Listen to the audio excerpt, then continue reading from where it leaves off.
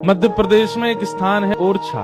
ओरछा में राम राजा सरकार का मंदिर है। वहाँ के राजा थे श्री मधुकर शाह। उनका ऐसा नियम था, कोई भी तिलकधारी अगर उनको दिख जाता था, कंठीधारी, धोती पहना हुआ, किसी भी रूप में कोई वैष्णव भेष में उनको दिखता था, अपने सैनिकों को उन्होंने आज्ञा दे रखी थी कि कोई भी वैष्णव भेष में दिखे उसको ससम्मान मेरे नगर में लाया जाए। उसको माला पहनाते, तिलक करते, आरती करते, दक्षिणा देते। अपरिचित, जानते ही नहीं है, फिर भी क्यों? क्योंकि तुमने कंठी पहनी है, तुमने तिलक लगाया है, तुमने धोती पहनी है, तुम ठाकुर जी के भेष में घूम रहे हो, इसलिए। ऐसे थे श्री मधुकर शाह जी। एक बार मनचले लोगों ने गधे को पकड़ के उसको तिलक लगा दिया और उसके गले में कंठी माला पहना दी और उसको ओरछा के मार्ग में छोड़ दिया। बोले ये मधुकर शाह राजा जो है, ये बहुत अपने आप को तिलकधारियों को प्रणाम करना, कंठी वालों को प्रणाम करना, ये बहुत अपने आप को बहुत विशिष्ट दिखाता, इसको प्रणाम करके दिखाए तो माने हम। ये कहता है तिलकधारी कोई भी हो मैं सबको वंदन करूंगा, तो लोग गधा आ रहा है तिलकधारी। मधुकर शाह ने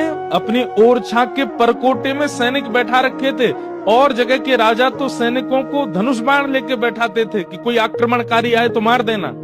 लेकिन मधुकर शाह ने पूजा की थाल, माला और दक्षिणा लेकर के बैठा रखे थे। कोई भी संत अगर ओरछा के बाहर से निकले, उनको रोक करके पूछना, अगर अवसर हो तो भीतर लाना, नहीं तो तुम ही लोग वहीं से तिलक, माला और दक्षिणा देकर के विदा कर देना। जैसे ही गधे को आते देखा, तिलक लगा था उसके चेहरे पे, तो जितने सैनिक थे वो थोड़े से घबरा गए। बोले राजा की तो आज्ञा है कि तिलकधारी, कंठीधारी कोई दिखे उसको प्रणाम करना है, अभी गधे को कैसे प्रणाम करें? सैनिक गए मधुकर शाह राजा के पास और कहा, राजन आज एक आश्चर्य हुआ है। बोले क्या?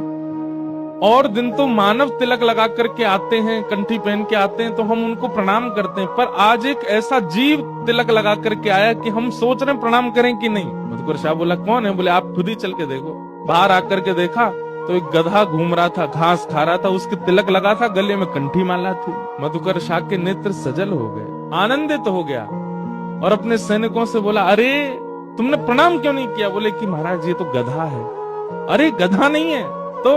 बोले आज तक हमने 2 पैर वाले वैष्णव देखे थे, आज 4 पैर वाला वैष्णव आया है, प्रणाम करो इसको। और मधुकर शाह ने अपने सैनिकों सहित प्रणाम किया उस गधे को।